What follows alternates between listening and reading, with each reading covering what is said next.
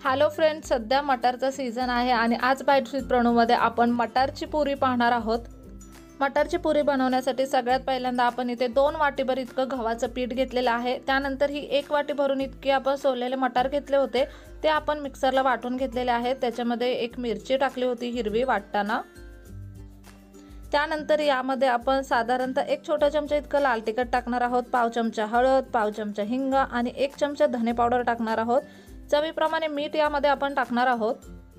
1 छोटासा चमचा इतकं तेल यामध्ये टाकायचं आहे आणि कोथिंबीर टाकायची बारीक चिरलेली। आता याचं अगदी छान असं पीठ मळून घ्यायचं आहे। सगळ्यात पहिल्यांदा हे सगळे पदार्थ व्यवस्थित एकजीव करून घ्यायचे। त्यानंतर थोडं थोडं पाणी टाकून आपल्याला हेचं पीठ मळून घ्यायचं आहे। आता थंडीचे दिवस आहेत आणि थंडीच्या दिवसात गरमागरम खायला कोणाला मजा नाही येत। आणि सगळ्यात महत्त्वाचं म्हणजे आता मटारचा सीझन सुद्धा आलेला आहे। अगदी स्वस्त मटार मार्केटमध्ये आलेले आहेत, फ्रेश भेटतात आणि खूप कमी किमतीत भेटतात। तर भरपूर असे मटारचे पदार्थ करून आपण आता खाऊयात। सुरुवात आपण ह्या पुऱ्यांनी केलेली आहे। अजून पुढे आपण बरेचसे मटारचे पदार्थ पाहणार आहोत। पीठ छान मळून घेतल्यानंतर हाताला थोडंसं आपण तेल घेतलंय आणि आता तेल लावून सुद्धा पीठ मळून घेणार आहोत। तुम्ही जर 2-4 दिवसाच्या लांबच्या प्रवासाला कधी चालला असाल ना, तर ह्या वाल्या पुऱ्या घ्यायच्या आणि ह्याच्यासोबत लोणचं घ्यायचं। खरंच ह्या पुऱ्या 2-3 दिवस अगदी आरामात टिकतात आणि प्रवासामध्ये खायला अगदी अप्रतिम लागतात, पोट सुद्धा भरतं। आता साधारणतः 10 ते 15 मिनिटं आपण पीठ असंच झाकून ठेवलं होतं। आता पुन्हा थोडंसं पीठ आपण मळून घेऊयात आणि त्याचे छोटे छोटे गोळे करून घेऊयात पुरीच्या आकाराचे। प्रवासाला जाताना कधी कधी काय होतं, खूप गडबड असते, अगदी झटपट असं काहीतरी बनवायचं असतं आणि लांबच्या प्रवासाला जाताना ते साहजिकच आहे, ते टिकलं सुद्धा पाहिजे। अशा वेळी हे जे काही पदार्थ असतात ना, ते खूप उपयोगी पडतात। घरचं अन्न सुद्धा भेटतं आणि पोट सुद्धा भरतं। आता आपण याचे छोटे छोटे गोळे तयार करून घ्यायचे। जशा आपल्याला पुऱ्या बनवायच्या तेवढ्या आकाराचे गोळे आपण इथे तयार करून घेतलेले आहेत, तुम्ही पाहू शकता।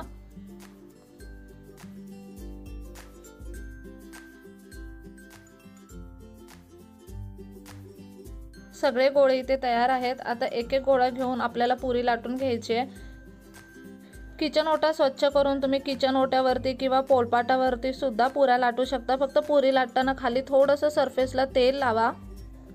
किचन ओटा असेल किंवा पोळपाट असेल, थोडंसं तेल लावा आणि त्याच्यानंतर ह्या पुऱ्या लाटा। खूप पातळ अशा पुऱ्या लाटायच्या नाहीये, थोडीशी जाडसर अशीच पुरी आपल्याला इथे लाटून घ्यायची आहे। अशा पद्धतीने पहिल्यांदा सगळ्या पुऱ्या लाटून घ्यायच्या आणि नंतर त्या तळायच्या। इथे तुम्ही पाहू शकता आपण सगळ्या पुऱ्या लाटून घेतलेल्या आहेत। आता ह्या पुऱ्या आपल्याला तळून घ्यायच्या। त्यासाठी कढईमध्ये आपण पुरेशा प्रमाणात तेल गरम करून घेऊयात।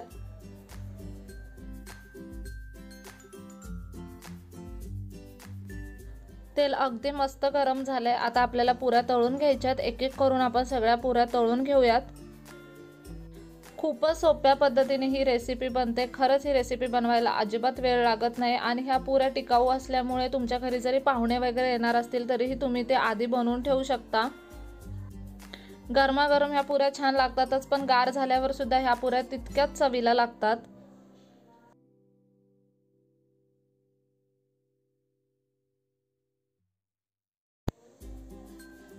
आता सध्या थंडीच्या दिवसामध्ये गरमागरम खायला खरंच खूप छान लागतं। तुम्ही नुसतं चहा सोबत सुद्धा ही पुरी खाऊ शकता किंवा जर आपल्या घरात हिरवी चटणी असेल, पुदिन्याची चटणी वगैरे, तरी पण ह्या पुऱ्या त्याच्यासोबत सुद्धा छान लागतात। लहान मुलं सॉस सोबत ह्या पुऱ्या अगदी आनंदाने खाऊ शकतात। मुलांच्या टिफिनमध्ये वगैरे सुद्धा काहीतरी थोडंसं हेल्दी वर्जन द्यायचं असेल तर डेफिनेटली तुम्ही ह्या वाल्या पुऱ्या देऊ शकता। आपण यामध्ये फक्त गव्हाचं पीठ वापरलंय, त्यामुळे ह्या पुऱ्या जास्त तेल सुद्धा खेचत नाहीत। तुम्ही इथे पाहू शकता अगदी मस्त ड्राय अशा बनतात ह्या पुऱ्या, अजिबात तेल राहत नाही पुरीमध्ये।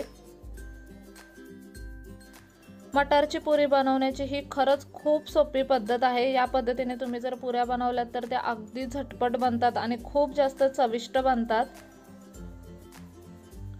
खूप मस्त बनली आहे पुरी। इथे एक पुरी आपण तोडून बघूयात, किती छान वाटते। खूप सोपी रेसिपी आहे मटारच्या पुरींची। नक्की ही रेसिपी घरी तुम्ही आवर्जून ट्राय करून पहा। व्हिडिओ कसा वाटला मला कमेंट बॉक्समध्ये नक्की सांगा। चला तर मग पुन्हा भेटू अशाच एका नवीन व्हिडिओ सोबत। तोपर्यंत मस्त खा, भरपूर फिरा आणि आनंदी राहा।